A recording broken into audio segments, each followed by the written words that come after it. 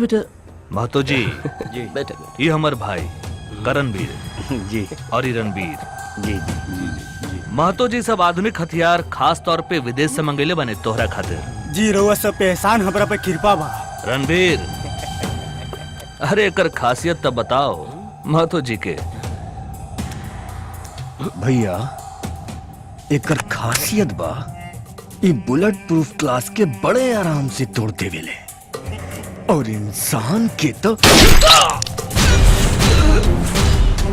अरे अरे बुड़बक ये क्या किले हमार मेहमान के मार डाले पकड़ा के लेते। ये मेहमान ना भैया ये गद्दार पुलिस के मुखबिर बा। गद्दार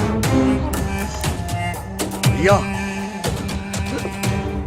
भैया हमनी के काम इलीगल बा जान तो लीगल बा ना। ये देखी अरे अब ताउर चौकन्ना रहे के पड़ी। ये ससुरा अभी मरल नहीं। देख रे करमवीर हमरा भैया के खिलाफ साजिश रचता रे, साजिश रचता रे, साजिश रचता रे, साजिश रचता रे।